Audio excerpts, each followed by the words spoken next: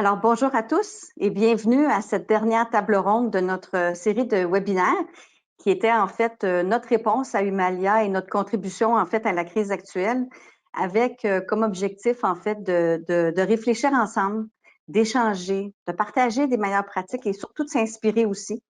C'est d'autant plus important aujourd'hui avec la crise et puis si vous êtes comme moi et que vous lisez beaucoup les médias ces temps-ci, on parle beaucoup du retour. Et je pense que tout le monde est en train d'exprimer qu'on ne veut pas avoir un retour à l'anormal. On veut un retour différent. Alors, on doit se poser ces questions-là. Puis c'est pour ça aussi qu'on a intitulé notre webinaire aujourd'hui « Quels impondérables pour rebâtir une économie responsable et durable ». Donc, est-ce qu'il y a des réponses? Est-ce qu'on a des éléments de réponse qui pourraient nous aider? Alors, j'accueille avec moi 3 invités aujourd'hui de secteurs différents pour nous permettre justement de réfléchir différemment ensemble. Alors, Sophie Lemieux. Sophie, tu es vice-présidente des marchés institutionnels chez Fiera Capital et tu es responsable du service à la clientèle. Fiera est une firme indépendante, en fait, en gestion d'actifs et l'un des plus importants gestionnaires de placement au Canada. Alors, merci d'avoir accepté notre invitation et bienvenue. Un plaisir. Merci. Merci. Merci. La deuxième personne, c'est Anne-Josée Lacaire. Anne-Josée, tu es présidente et co-initiatrice de Québec Net Positif, un organisme qui est à but non lucratif, donc une OBNL, qui vise en fait à sensibiliser et à outiller les acteurs économiques du Québec pour accélérer la transition vers une économie sobre en carbone, plus juste, prospère et plus durable. Je vais en profiter aussi pour te féliciter parce que tu as été nommée récemment, tu as eu le prix du Clean 50 qui reconnaît en fait 50 Canadiennes et Canadiens pour une influence pour un capitalisme vert. Alors, félicitations pour ce prix-là. Merci beaucoup. Merci de l'invitation. Et bienvenue, ça nous fait plaisir. Meilleur Vafi, Meilleur, bienvenue. Bonjour.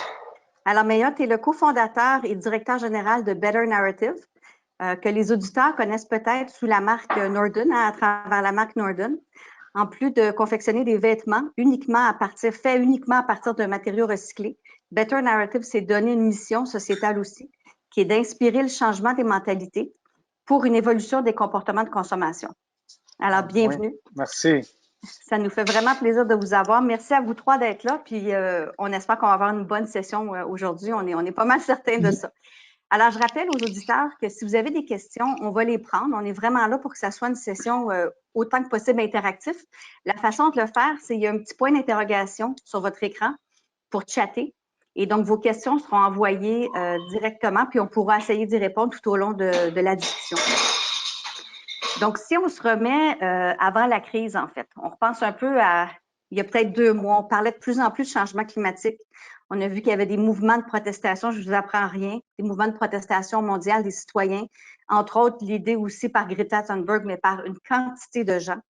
Il y avait un réveil qu'on a vu sur l'impact, en fait, du plastique sur nos océans, entre autres. C'est ce qui a, entre autres, inspiré Meilleur aussi avec son modèle d'affaires il y a quelques années. On en parlait juste avant.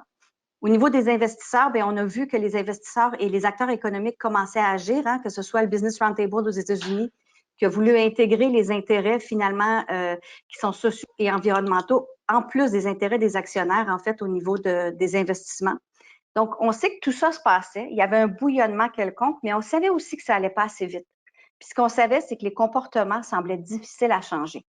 Ce qu'on aurait dû réagir il y a longtemps, on n'avait pas réussi à le faire. La crise a fait 2 choses, en fait. La crise nous a forcés à arrêter. Elle nous a fait réaliser aussi, puis on a vu 2 impacts. On a vu un impact positif, hein, la planète qui se porte mieux. On a tous vu différents trucs dans les médias là, où on voit vraiment cet impact-là.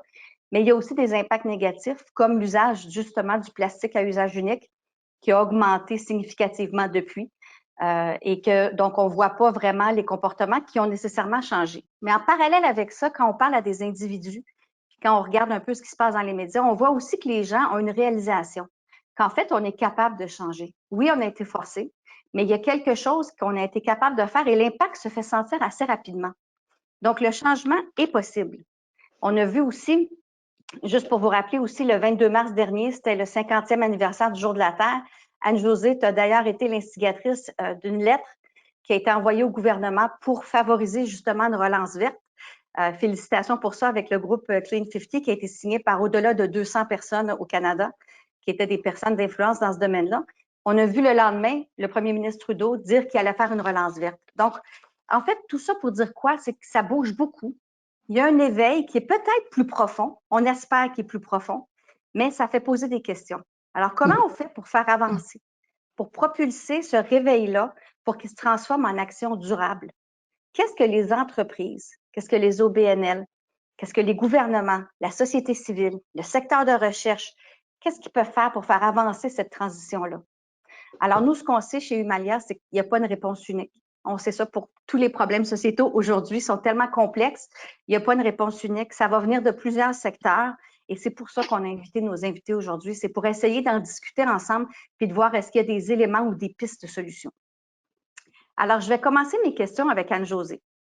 Anne-Josée, comme je disais, tu as fondé Québec Net Positif après une carrière quand même très bien remplie en développement durable. Tu m'as parlé, en fait, que quand on s'est parlé récemment, tu me disais que pour créer une économie prospère qui est soucieuse de l'environnement et qui est équitable, il y a un fil conducteur. Et ce fil conducteur-là, c'est les emplois, la création d'emplois, puis le type d'emploi qu'on crée. Alors moi, je voudrais savoir pourquoi est-ce que pour toi, c'est un élément déterminant pour créer cette nouvelle économie? Et puis, est-ce que tu as un exemple aussi à nous donner à cet égard-là? Alors, je te donne la parole. Oui, tout à fait. Merci beaucoup, merci, puis merci pour l'invitation. Écoute, c'est sûr que pour moi, les emplois, quand on a discuté ensemble, c'est devenu comme, c'est l'évidence. Quand on parle de créer une économie qui va être plus juste, une société qui va être plus juste, il y a souvent beaucoup de termes qui viennent avec ça. On parle de dignité, on parle de résilience, on parle de cohérence, de cohésion aussi sociale. Donc, un peu d'éliminer les inégalités. Puis, les emplois, pour moi, c'est l'outil par excellence de redistribution de richesse qui permettent vraiment à la fois quand la richesse elle est créée, de s'assurer qu'elle va être redistribuée dans le plus grand nombre de gens possible, puis d'une façon relativement équitable. Donc, ces emplois-là qu'on va penser pour la relance, qu'est-ce qu'ils vont être? Puis on est en train de repenser à une économie un peu différente. Puis il y a comme deux impondérables. Donc, il y a l'impondérable emploi, puis juste avant, il y a l'impondérable acceptation que j'aurais voulu aborder parce qu'on est comme depuis 2 mois plongé dans un peu un processus de réflexion qui nous a fait sensibiliser à tout l'enjeu sanitaire. Après ça, je me suis notée ici, on a comme passé en mode compréhension, essayer de voir qu'est-ce qui se passe, puis comment ça se fait que ça prend autant de temps, puis une aussi grande ampleur planétaire. Puis là, on est vraiment dans un mode où on a accepté la situation. Puis pour ça, je voudrais, tu sais, on va parler de relance, puis c'est très côté positif de la chose, mais je voudrais en profiter pour souhaiter un peu mes sympathies aussi à toutes les personnes, toutes les familles qui ont été directement touchées pendant cette crise-là. Ce qu'on doit accepter maintenant, c'est qu'on n'a plus notre ancienne normalité. On est en train de faire face à une nouvelle normale. Puis les emplois, dans cette nouvelle normale-là, le milieu de l'emploi va changer. Donc, il y a des choses qu'on pense qui vont rester, par exemple, les emplois à distance, entre autres parce qu'on a besoin de continuer à faire une distanciation sociale. Donc, à très court terme, dans les milieux de travail, on ne pourra pas se retrouver avec autant d'employés qui travaillent tous nécessairement à la même place. Donc, de garder une proportion d'employés qui travaillent à distance. Mais ça va permettre aussi, on l'a vu, ça réduit l'empreinte environnementale des transports reliés au travail. Ça permet aux gens qui sont en région d'accéder à des emplois qui sont parfois réservés aux gens en milieu urbain. Donc, une distribution des emplois dans différentes régions. Ça crée une résilience pour les entreprises parce que le talent, il peut regrouper tout à la même place. Hein? Donc, quand on a un enjeu, par exemple, un enjeu de météorologique extrême qui pourrait affecter une partie de notre entreprise, mais si on a des employés, 25-30% des employés répartis un peu partout, ça crée de la résilience. Donc, ce qu'on a vécu là, les gens ont réalisé très rapidement, les entreprises se sont équipées, que c'est possible de faire du travail à distance. Donc, ça, on pense que ça va rester. Mais il y a aussi tous les emplois qui sont reliés à l'adaptation au changement climatique, l'efficacité énergétique, rénover les bâtiments. Donc, j'ai noté beaucoup de choses, les technologies propres. Donc, on a beaucoup de besoins essentiels au niveau alimentaire qu'on a réalisés. Donc, quand on pense aux emplois de la relance et à une relance qui va être axée vers un avenir soucieux de la planète, on pense maintenant, veut pas, à la santé. Je fais aussi de la consultation chez Maillon Vert et on dit toujours la santé des humains est indissociable de celle de la planète. Donc, cette façon-là de faire des affaires et de créer des emplois va devenir de plus en plus importante à l'avenir. Excellent, c'est vraiment excellent comment tu l'as décrit, Anne-Josée. Puis je pense que ce que tu fais ressortir, c'est que même non seulement l'emploi lui-même va évoluer, mais les types d'emplois, puis il y aura probablement, j'imagine, des choix à faire comme société aussi, du type d'emploi qu'on va favoriser ou qu'on va venir promouvoir pour avancer dans le futur. Merci beaucoup pour ce point-là. Je me tourne maintenant vers Sophie. Comme gestionnaire de portefeuille qui agit en fait pour des investisseurs, j'aimerais ça que tu nous parles en fait de ce qui doit se passer au niveau du secteur de l'investissement. On sait que c'est un secteur qui est absolument critique pour toutes les décisions qui sont prises. Alors, comment est-ce que ce secteur-là peut contribuer à une relance qui va être plus verte, plus équitable? Puis peut-être nous parler un peu de comment les investisseurs y contribuent déjà, puis qu'est-ce qui pourrait être fait de plus? Oui, oui, exact. Dans le fond, Lucie, je pense qu'au départ, je vais bien situer le rôle d'un gestionnaire de portefeuille comme Fiera Capital, puis ça va aider vraiment à comprendre la dynamique. Le gestionnaire de portefeuille, il est vraiment là pour gérer les actifs des autres. Donc, à partir du moment où tu gères les actifs des autres, que ce soit des actifs d'un individu, d'une fortune privée, d'un régime de retraite, peu importe, d'une fondation, d'une communauté religieuse, tu le gères en fonction de ses objectifs de placement à lui. Mais ton but, il est toujours le même. Tu veux tu veux y obtenir le meilleur rendement possible tout en contrôlant le risque. Ça, c'est vraiment le premier niveau. Et je pense que, en fait, ce que je souhaite en lien avec le thème, c'est que ce qu'on vit là comme situation devrait, ou j'espère, va remettre au cœur des préoccupations de tous les gens, puis du consommateur à tous ceux qui détiennent des actifs à tous les niveaux, les préoccupations environnementales, sociales et de gouvernance. Ce qu'on sait déjà comme gestionnaire de portefeuille, c'est que quand tu tiens compte de ce qu'une entreprise fait en matière d'environnement, en matière de relations de travail, justement, là, on parlait de travail à distance, hein, et la dynamique, la réalité va changer de ce côté-là, en matière de gouvernance également, eh bien, tu contrôles mieux ton risque. Et peut-être que ce qui va arriver, on verra, donc, tu optimises ton rendement, mais tu minimises ton risque. Et on voit avec la réaction qu'il y a eu très, très forte, ça a été un choc complètement brutal sur les marchés boursiers. Fort probablement que les entreprises ou les gestionnaires qui ont opté pour des compagnies qui gèrent justement bien leurs risques et qui sont capables de faire face un peu plus. Personne ne pouvait prévoir l'ampleur de la crise qu'on vit là actuellement, ni d'où elle allait venir, mais qui réussissent à être un petit peu plus résilientes. Ces compagnies-là ont un petit peu mieux fait et donc on va ajouter un petit peu plus de valeur parce qu'on ne se le cachera pas. Là, on parle de placement. Le but, c'est qu'on ajoute de la valeur à ceux qui investissent dans ces compagnies-là. Mais je pense que vraiment au cœur de la gestion de risque, il y a tous ces concepts-là maintenant d'une entreprise qui est plus efficace énergétiquement parlant et qui a un plan de contingence mis en place si jamais il y a une catastrophe naturelle, évidemment représente un moins grand risque qu'une autre compagnie à côté qui n'a pas mis en place ces mêmes outils-là en matière soit d'efficacité énergétique ou de plan de contingence. C'est juste un exemple, là, mais donc, c'est maintenant prouvé, plus personne s'obstine là-dessus, de tenir compte de ces facteurs-là, ça ne nuit pas à ton rendement. Au contraire, fait, ce que j'ose espérer, c'est qu'on va en tenir compte encore plus. Mais il y a d'autres niveaux. Il y a des gens, puis là, j'écoutais Anne-Josée parler, il y a des gens qui vont nous imposer, par exemple, d'exclure des compagnies dans leur portefeuille, d'avoir des fonds qu'on appelle éthiques. C'est pas le choix du gestionnaire. Là, à ce moment-là, tu as vraiment un filtre. Exclut, par exemple, les compagnies d'armement, les compagnies, évidemment, les grands pollueurs, bon, etc. Il y a toute une liste là, qui est standard, qui est à respecter.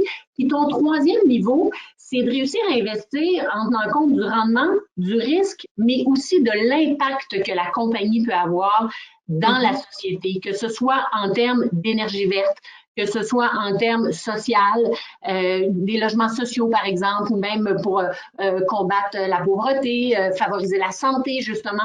Alors, j'ai l'impression qu'avec la crise qu'on vit actuellement, oui, il y a des changements côté relationnel. On voit des impacts positifs et négatifs du côté de l'environnement, comme tu l'as mentionné, mais on va voir aussi probablement une augmentation des inégalités, comme après chaque crise de pauvreté. Et les détenteurs d'actifs vont peut-être se positionner davantage pour demander à leurs gestionnaires de tenir compte de ces nouveaux facteurs-là et de peut-être être un petit peu plus à l'affût. Est-ce que les entreprises dans lesquelles j'investis ont un impact positif dans cette nouvelle réalité-là? Alors, mais tu sais, il faut comprendre que le gestionnaire, lui, il est dans le milieu, mais il a un rôle important. Il faut qu'il éduque ses clients. Parce que plus il les éduque, plus ses clients vont être sensibilisés à dire « Ah oui, moi, j'y tiens ». il faut qu'il offre les outils adéquats, il faut qu'il y ait une stratégie en place pour répondre à ces besoins-là.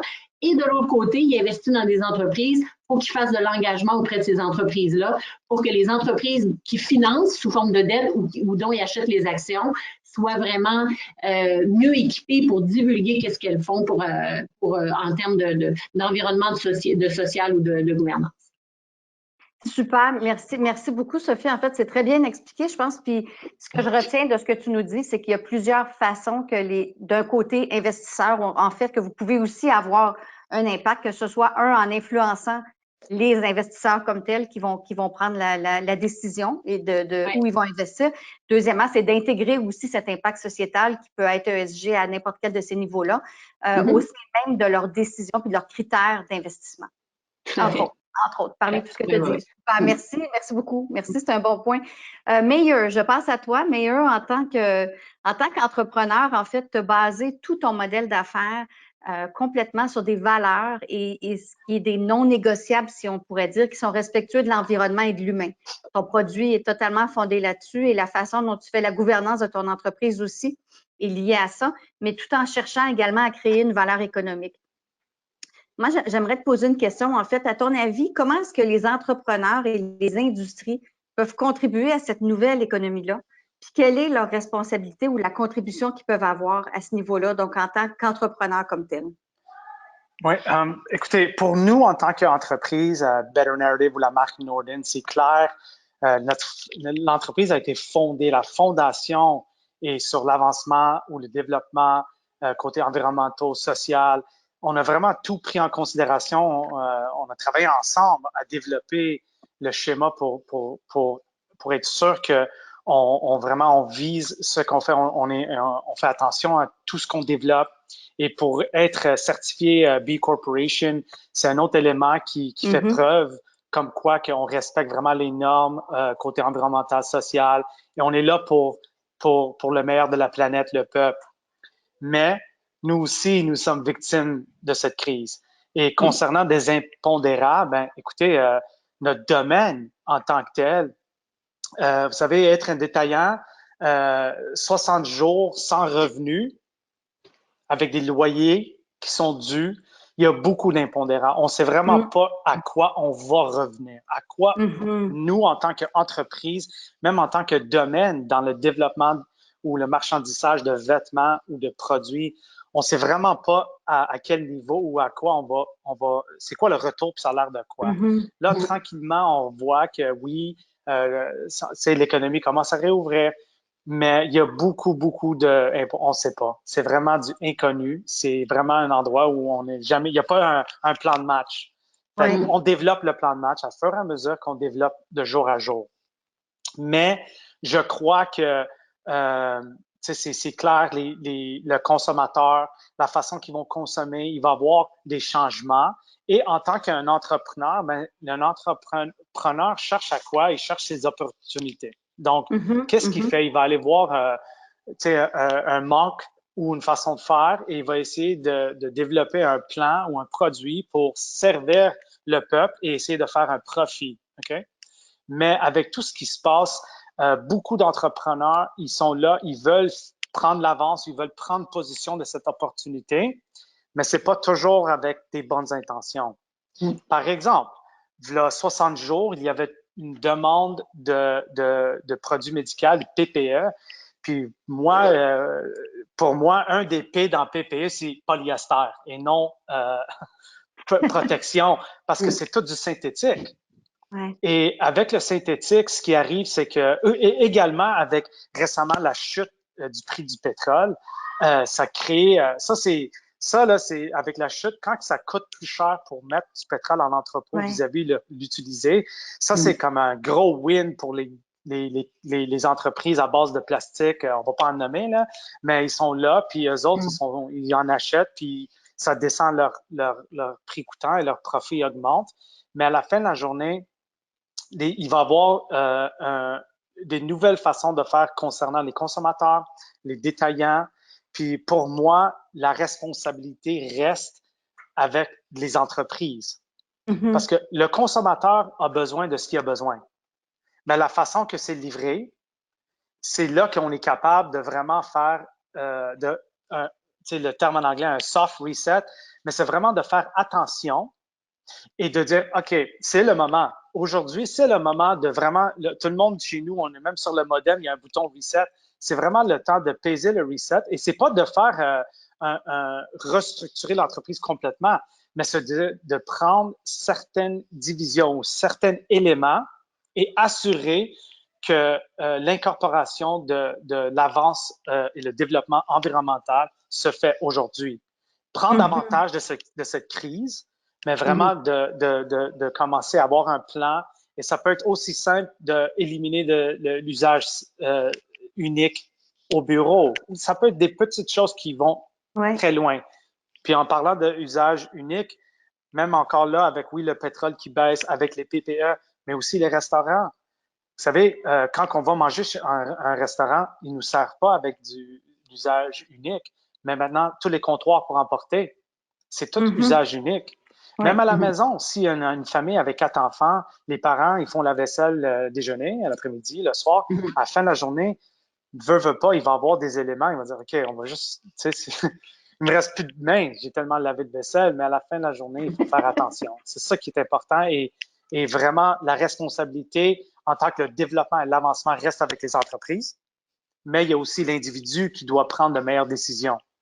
Tout à fait. Ce que j'entends finalement, Meyer, c'est que d'un point de vue entrepreneur, tu es en train de dire, ben oui, prenons acte et prenons les opportunités qui s'offrent à nous, mais assurons-nous de les livrer en tenant compte de ces critères-là qui sont sociaux, environnementaux, économiques aussi, de gouvernance, évidemment. Mais donc, tu dis, en fait, peut-être utiliser, ce que j'entends là au travers de ce que tu dis, peut-être utiliser beaucoup de créativité puis d'innovation pour repenser comment faire les choses différemment. Puis j'entends aussi que tu parles du consommateur. Donc, oui, il y a l'entrepreneur, 100%. mais il y a effectivement d'autres. Absolument, Lucie. Comme pour nous, en tant qu'entreprise, on est innovant. L'entreprise est fondée, le produit est un produit innovant. C'est du jamais vu. Mais à la fin de la journée, nous aussi, même si on est rendu à 9,9%, mais là, c'est plus sur 10. C'est rendu que c'est sur 20, puis on est juste mi-chemin. Oui, c'est un bon point. C'est un très bon point. Je vais ouvrir. En fait, est-ce qu'il y a quelque chose à quoi vous voulez réagir? Oui, vas-y, Sophie.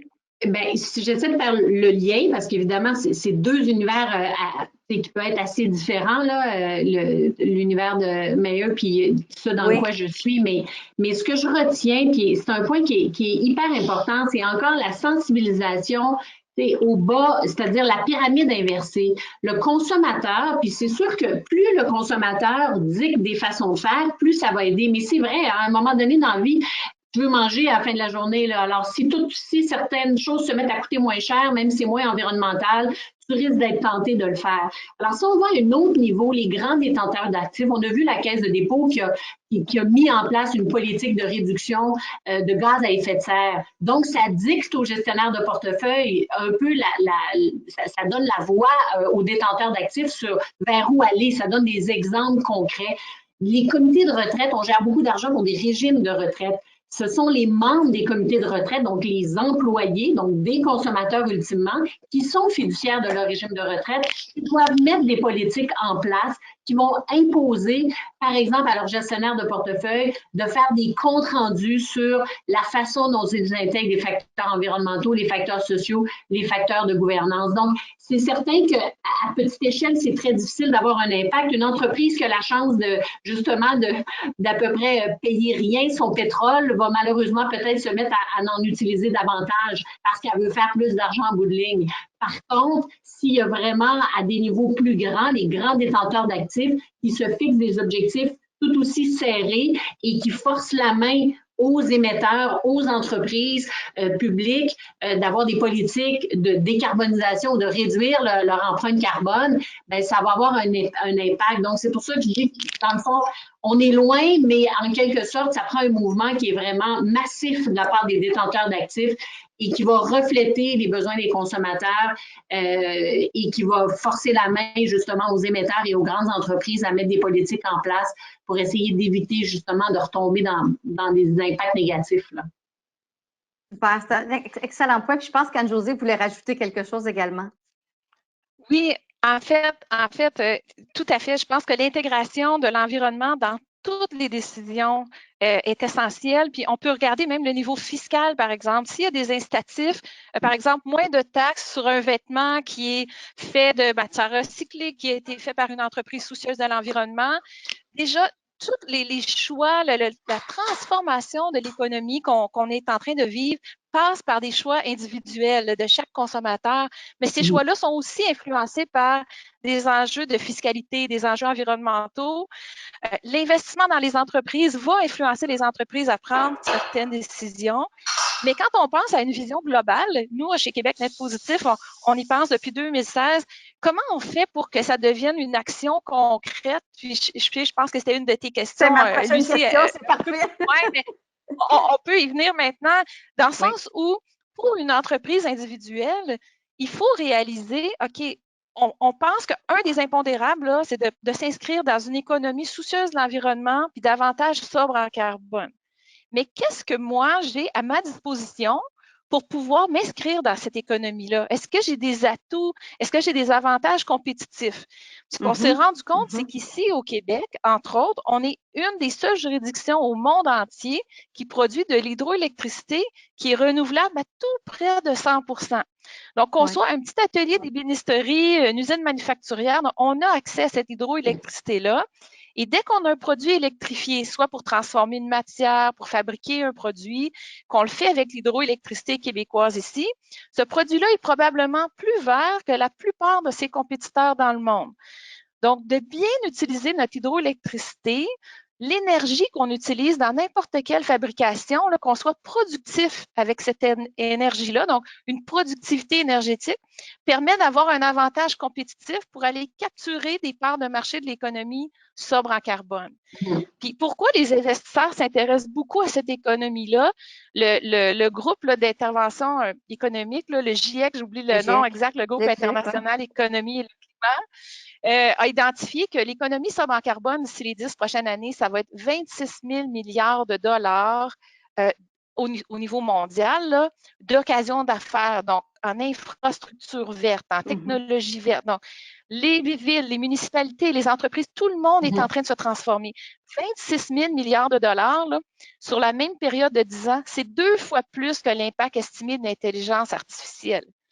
Donc, quand on voit tout ce que l'intelligence artificielle elle génère là, comme retombée économique ici au Québec, on peut s'imaginer que si on se met à regarder les occasions d'affaires du sobre en carbone, puis à prendre nos atouts compétitifs pour vraiment aller capturer ces occasions-là, il y a tout un potentiel pour les entreprises, potentiel de croissance dans lequel les investisseurs investissent, mais de trouver nos atouts. On est très bon au Québec en économie circulaire.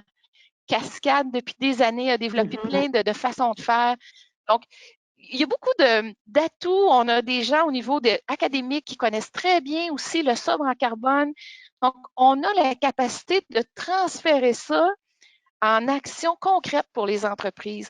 Puis la Fédération des chambres de commerce, dernièrement, eux aussi ont écrit une lettre pour une relance verte, une relance en général, donc plusieurs éléments incluent une relance verte. Donc, je pense que d'accompagner les entreprises au quotidien pour poser ces décisions-là de développement durable, faire les bons choix, puis miser sur les atouts québécois, notre unicité, puis tous ensemble de collaborer.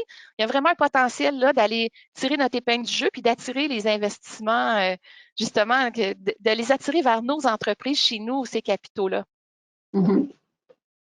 Super intéressant. En fait, je trouve ça vraiment bien comment vous vous êtes imbriqués les uns des autres. Ce que ça me fait penser, c'est un écosystème vertueux en quelque sorte. Donc, c'est bien qu'on parle des entreprises, c'est bien qu'on parle du citoyen, mais il y a le gouvernement, il y a des mesures incitatives, c'est ce que j'entends, des incitatifs qui doivent être là pour que chacun des parties prenantes dans la société puisse jouer le rôle qu'on veut qu'il joue en lien avec justement ces principes et ces critères ESG. Donc, c'est vraiment intéressant. Est-ce qu'il y a quelqu'un qui a quelque chose d'autre à ajouter avant que je passe à la prochaine étape? Oui, Meilleur, vas-y. Ce que j'allais dire en écoutant le groupe, c'est drôle, mais ça me fait penser à un jour un vœu où l'enjeu de fiscalité d'une entreprise est directement relié aux performances environnementales de l'entreprise et non au corps et voir le profit.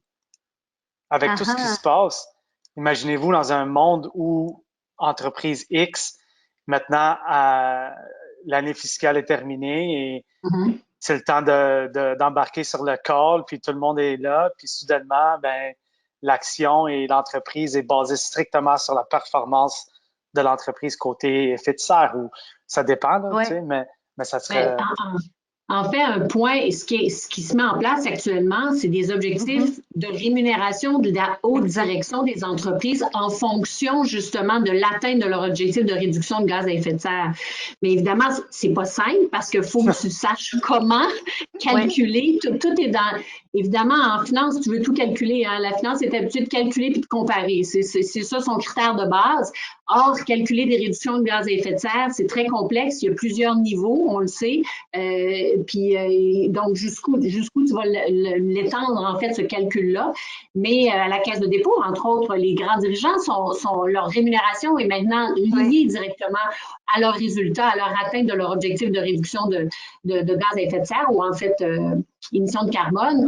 Donc, je pense qu'on va vers là. Puis moi, le point où je veux aller, c'est l'importance, justement, de sensibiliser la haute direction des entreprises.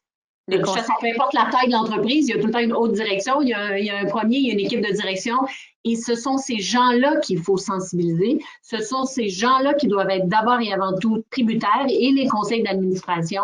Et ça, c'est un immense changement de mentalité parce que beaucoup de conseils d'administration qui se veulent vieillissants, dans le fond, c'est du monde plein d'expérience, mais c'est du monde qui doivent adhérer vraiment, et je pense que ça le fait de plus en plus, mais doivent adhérer à tous ces nouveaux concepts-là. Ça prend de la diversité dans les conseils, ça prend du renouveau et ça va faire en sorte qu'on va vraiment, les entreprises vont de plus en plus dicter en fait les façons de faire. Donc, c'est vraiment aux deux niveaux. Il faut que le consommateur pousse en fonction de ses besoins, mais il faut vraiment que ce soit intégré au sein de nos conseils d'administration et de nos équipes de direct. Là.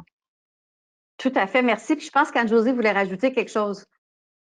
Oui, bien en fait, ça rejoint tout ce que tu dis, Sophie. Au niveau, pour un des impondérables que j'avais noté, c'est toute l'idée de collaboration puis de transparence. Donc, les indicateurs de performance, qu'on soit capable de se mesurer, de se comparer les uns les autres, de se mesurer nous-mêmes dans le temps.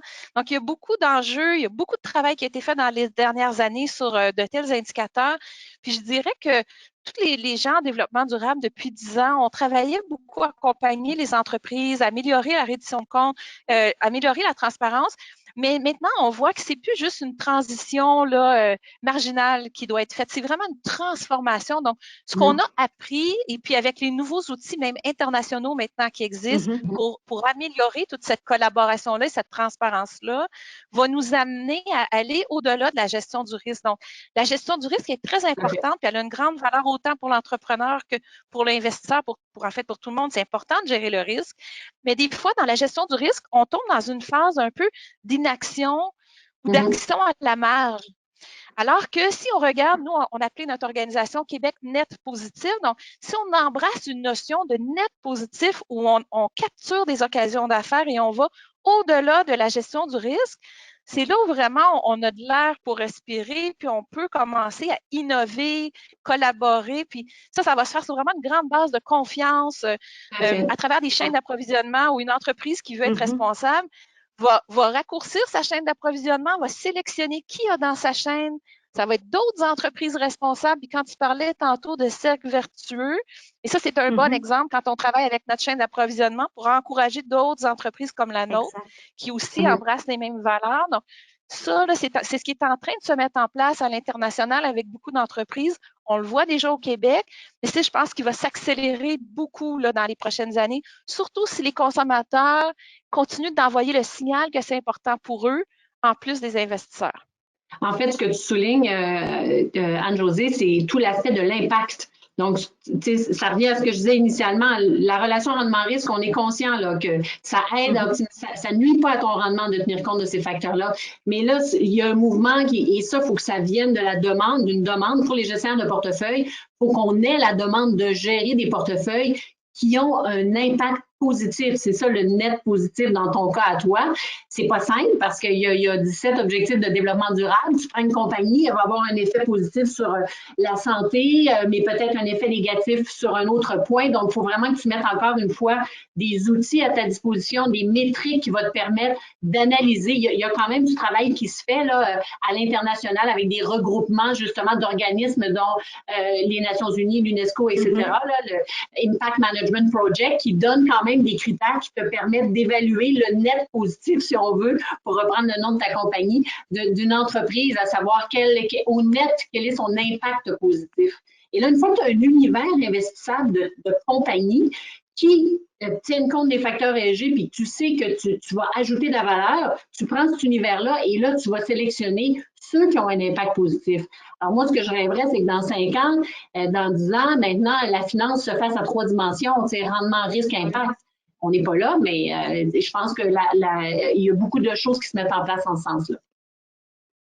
Super. Vous avez vraiment d'excellents points, je pense, puis vous vous complétez super bien dans ce que vous dites. Moi, j'entends beaucoup, on parle de, en fait, vous venez renforcer tout ce que je disais au début, qui était par rapport au fait que la réponse n'est pas unique. C'est un système qui est complexe. C'est vraiment un système. C'est pas un acteur qui va pouvoir agir. Puis les acteurs, on a chacun des influences l'un sur l'autre. Et puis donc, à ce moment-là, moi, ce que je me pose comme question avec tout ça, on semble, nous, on a l'air convaincus. C'est bien qu'on a l'air de dire tel groupe doit faire ça, etc. Mais comment on fait pour mobiliser ces parties prenantes-là? En fait, j'aimerais ça peut-être avoir des idées sur comment on mobilise ces parties prenantes-là, puis comment on fait pour que l'action soit possible. Puis je voudrais juste rappeler avant aux gens que si vous avez des questions, gênez-vous pas. Il y a toujours le chat que vous pouvez nous poser vos questions d'ici la fin du webinaire. Donc, j'ouvre la question. En fait, comment on fait pour mobiliser tout le monde? On est un groupe peut-être de convaincus qui a été éveillé il y a peut-être plus longtemps. Comment on fait pour faire le changement majeur? Écoute, ce que je vous dis, c'est strictement dans mon milieu et mon domaine. Pour nous, c'est vraiment le consommateur. Tout commence. Ça commence, puis c'est le fin est là aussi. C'est vraiment les choix du consommateur. Vous savez, par exemple, pour aller chercher en utilisant l'exemple de bouteilles d'eau, c'est vraiment là que le focus est là pour moi. Vous savez, si le consommateur arrête de procurer des bouteilles marque X, Y, puis Z, ben à la fin de la journée, les dirigeants chez entreprise X, Y, puis Z, ils n'ont pas le choix. Vous savez, si c'est plus rentable, c'est vraiment là la transformation va être accélérée. Si les actions, OK, on a une perte de 8%, mais le pétrole coûte 20% moins, c'est correct. On vend plus, ça tourne plus. Le consommateur a décidé qu'ils n'accepteront plus la norme, comme on dit, as is. Donc, pour nous, dans l'industrie de consumer goods, c'est vraiment consumer goods, hein, le mot est là, c'est le consommateur. Puis, si le consommateur décide à l'interne, ben c'est vraiment ça qui va accélérer, car c'est vraiment comme un domino, ça cascade, puis ça monte, puis l'entreprise n'a pas le choix. Mais là, je vais aller un peu plus loin. Je te mets un peu sur le spot, mais je vais aller un peu plus loin parce que, en fait, dans ta mission, tu as justement cette mission de changer tes mentalités. Je sais que tu fais beaucoup de conférences, tu parles beaucoup à des jeunes pour justement les sensibiliser à ça, etc. Ça fait partie de ta mission d'entreprise de venir faire changer ce comportement-là des consommateurs. Comment, à part d'en parler comme ça, est-ce qu'il y a d'autres façons, à ton avis, d'arriver à faire ce changement-là de consommateur? Le mot, c'est sensibilisation. Si le consommateur ne sait pas, premièrement, qu'il y a un problème, et deuxièmement, qu'il y a des solutions à court terme et long terme. S'il y a un roadmap qui est mis en place, qui explique qu'on est ici aujourd'hui, mais ensemble, on peut arriver à là, je crois que le consommateur est ouvert. C'est vraiment c'est vraiment la sensibilisation qui va accélérer. Et à part de ça, ça tombe toujours en sensibilisation. Ils l'ont vécu, ils l'ont pas vécu, ils l'ont appris. Peut-être le gouvernement décide, au lieu de mettre, je sais pas, promouvoir le festival de jazz à Montréal, c'est annulé. Voici le budget qu'on va mettre pour promouvoir pour sensibiliser les gens aux problèmes d'usage unique, puis faire un Là, une apprentissage. idée. Non, mais l'apprentissage Oui, aussi important, parce que peut-être, Mhm. peut-être moi, mes parents, ils savent pas, peut-être ils pensent que c'est, ah ben, c'est pas normal, c'est pas bon, oh mon Dieu. OK, fait que le système de recyclage qu'on utilise depuis 1900, je sais pas quand que c'est commencé, depuis l'enfance pour moi, ah, c'est brisé, ça s'en va dans un dépotoir. Il n'y a pas quelqu'un qui est en train de laver tout ça là-bas, puis le régler, puis diviser les 6 différents types de plastique. Ah, oups. Vous savez, c'est vraiment une transformation qui va arriver. C'est clair. Mhm. On est rendu là avec des entreprises qui mettent des normes, mais à la fin de la journée, c'est le consommateur. Puis la meilleure façon d'accélérer, c'est de sensibiliser ce consommateur, vraiment le sensibiliser. Nous, quand on parle avec les gens, puis on leur explique que le système de recyclage, c'est pas, ah, je l'ai mis dans le bac bleu, puis wouhou, c'est parfait. Non, non, non. Écoute, ta boîte de pizza avec l'huile, tu viens de contaminer la boîte, puis tu viens de contaminer le camion, puis tout ça, ça s'en va dans un dépotoir. Fait que c'est vraiment avec sensibilisation du consommateur.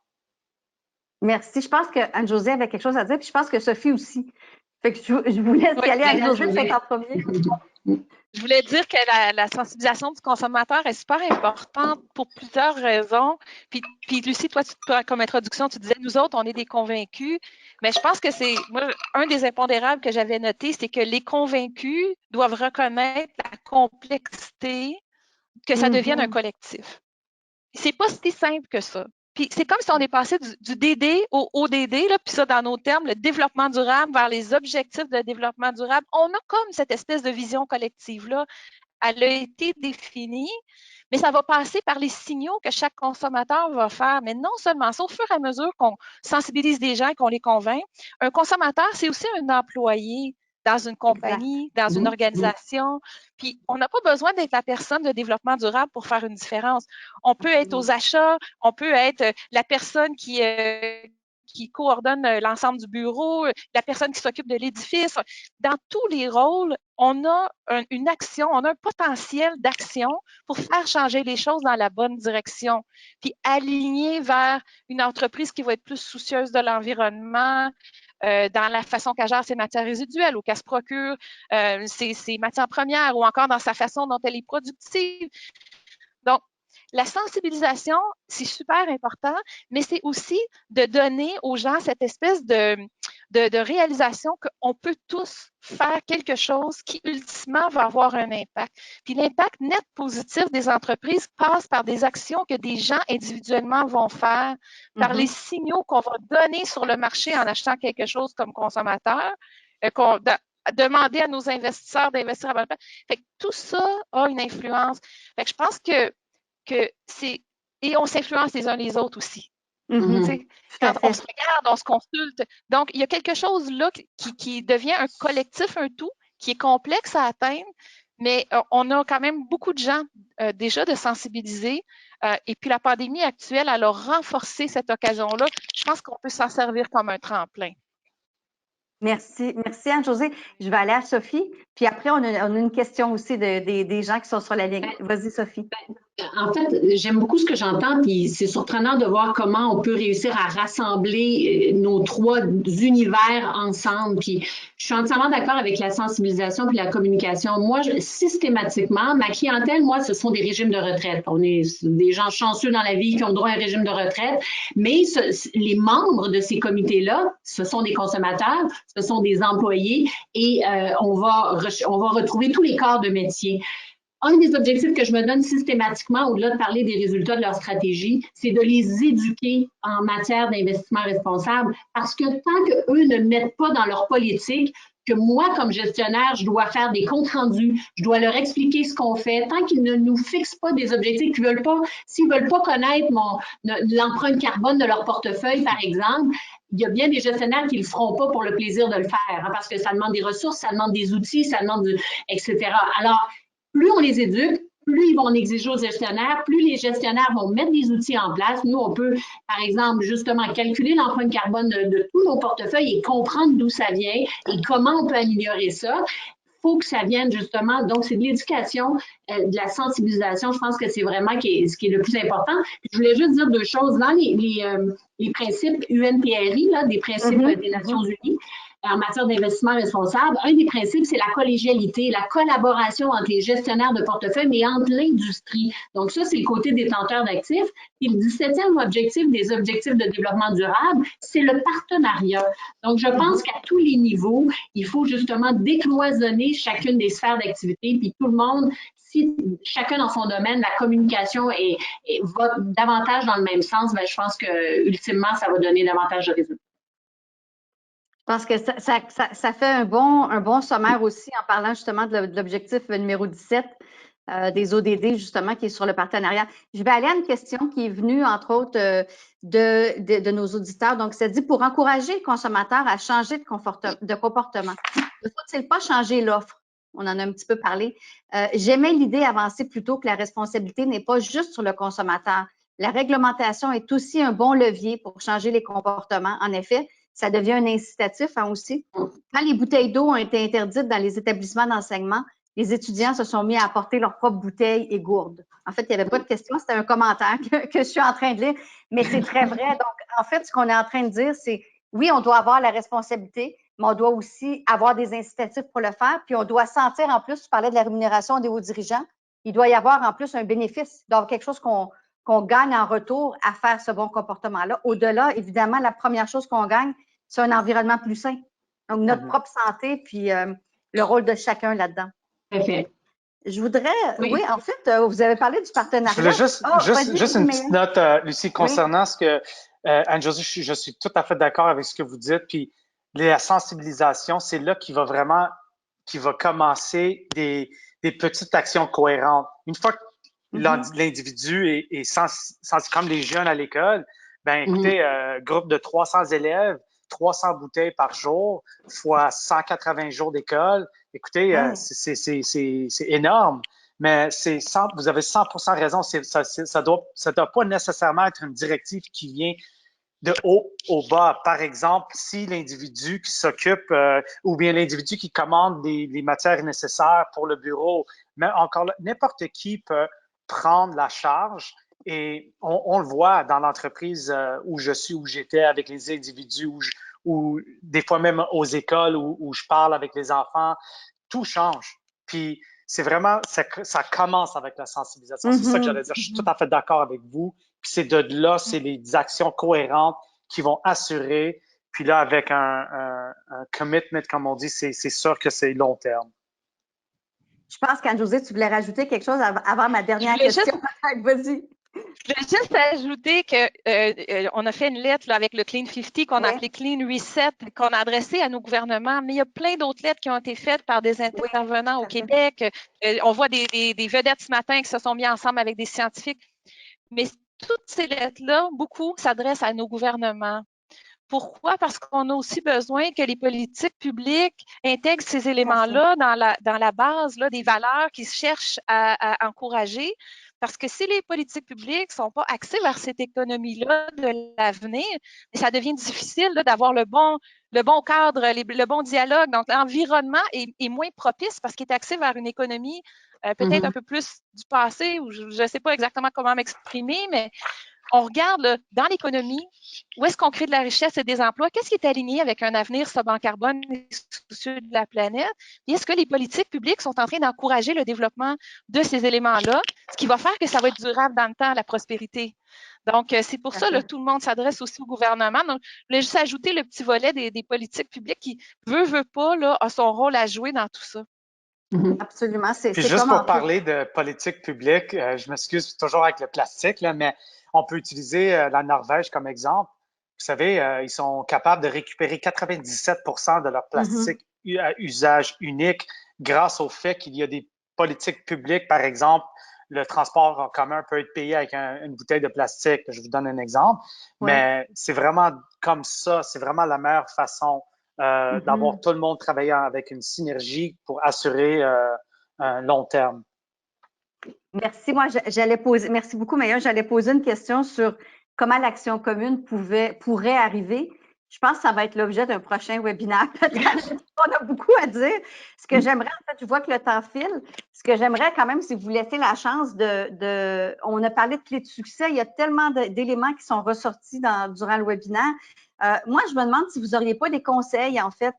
Puis les conseils, je les adresse autant soit pour des gens de votre secteur ou peut-être vous pouvez y répondre en disant, bien, comment vous aimeriez être sollicité par les gens de votre secteur pour avancer là-dedans. Donc, ça peut être un conseil à n'importe quel égard, mais c'est des questions qui me viennent en tête par rapport à comment on fait pour influencer, justement. On parle de sensibilisation, on parle de travailler avec les autres milieux, les autres secteurs.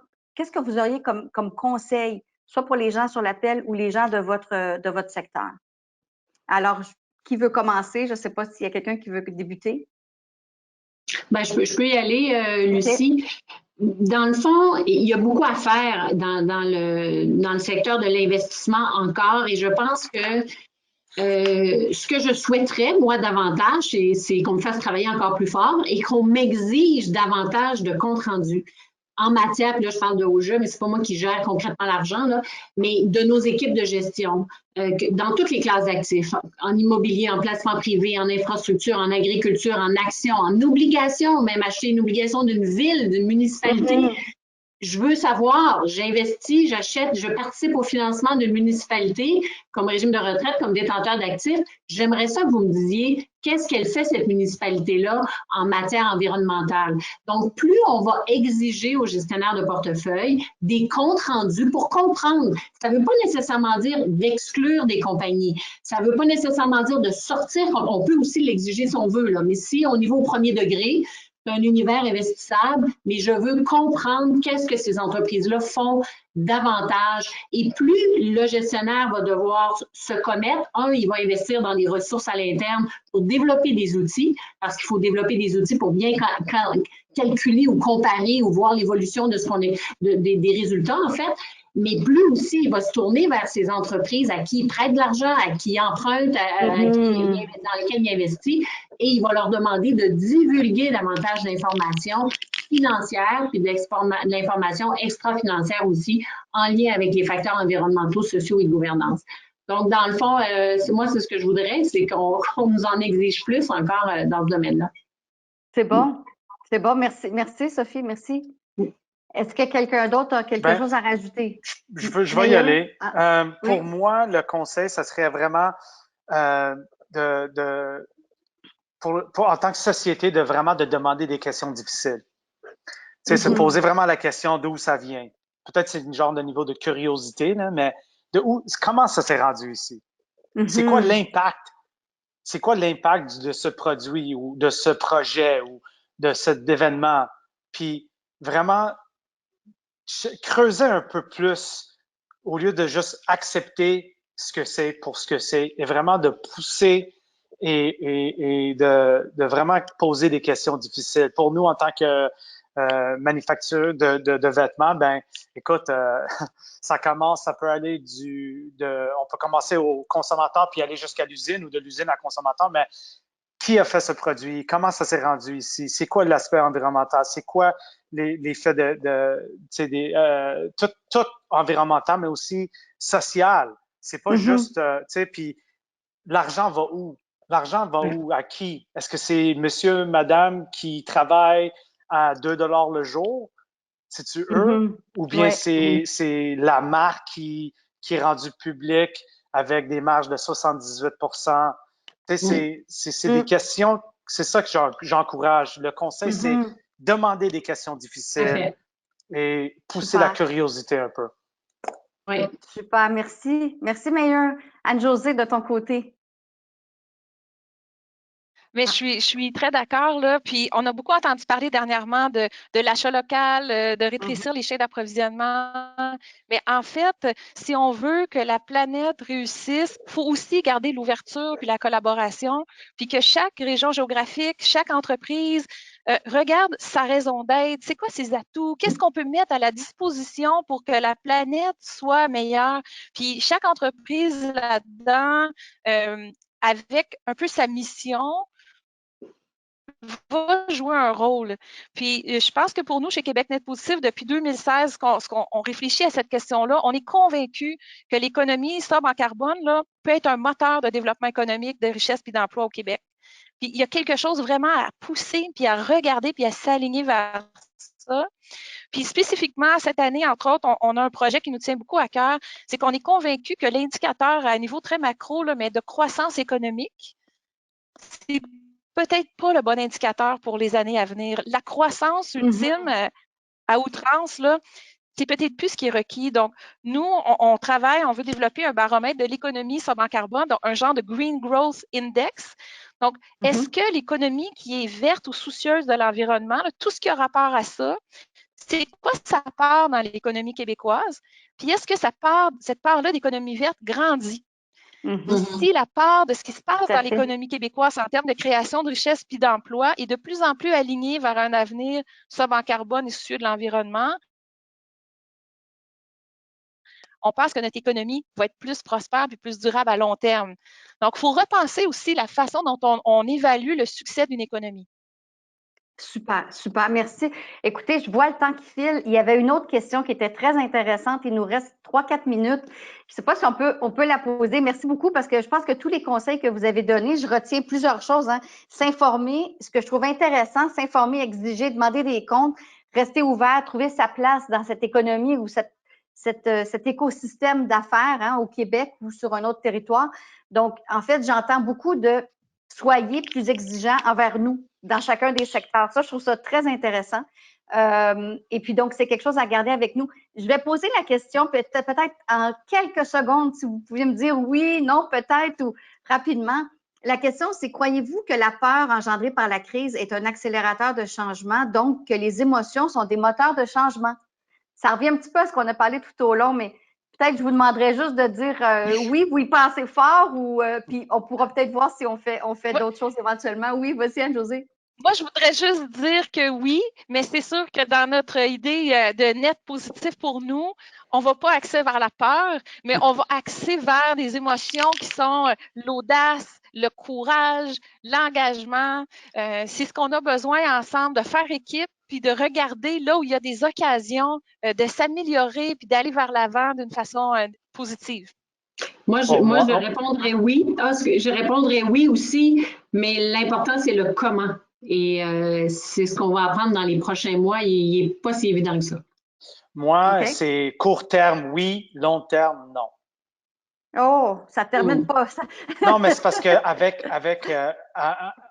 en utilisant la peur, c'est vraiment l'élément-là, oui. Il faut peut-être focuser un peu comme ce qu'Anne-Josée disait sur les émotions positives pour arriver à ce changement-là. 100%. Pour avoir un impact long terme, 100%, je suis d'accord avec Anne-Josée. Oui. Donc, très intéressant ce que vous dites. Et puis, merci à la personne qui a posé la question parce que je pense que ça ouvre des perspectives sur le comment.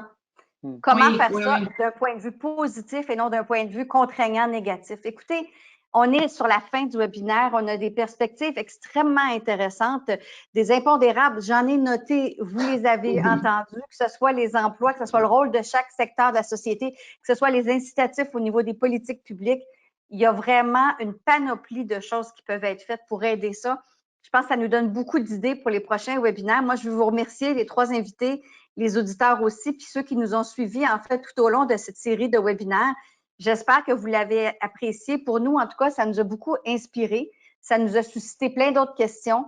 On a certainement vu qu'avec le niveau d'attention qui reste tout au long de l'heure et le nombre de personnes qui sont venues, il y a eu un intérêt. Puis je pense que c'est des questions importantes et des questions intéressantes auxquelles on doit se questionner. On est en train de réfléchir, nous, chez Humalia, sur la façon de continuer ça au-delà de nos canaux de communication habituels. Mais peut-être simplement rappeler à tout le monde que si vous voulez nous suivre, il y a toujours LinkedIn et Facebook. Et puis là, c'est mon petit côté pub pour terminer, mais notre site web ou notre bulletin aussi, qu'on fait des dossiers d'investigation un peu plus en profondeur. Mais merci à tout le monde. Merci à tous ceux qui étaient là aussi dans les invités qui étaient là dans nos anciens webinaires. Et puis, on va rester en contact. On va essayer de continuer cette réflexion parce que je pense qu'il y a beaucoup de choses qui ont été suscitées aujourd'hui qui méritent de s'y attarder puis d'aller plus loin. Alors, merci à tout le monde. Merci à toi, Lucie. Merci à l'équipe, Humalia. Merci, Sophie. Merci, Anne-Josée. Merci à vous tous. Merci à vous. Merci tout le monde.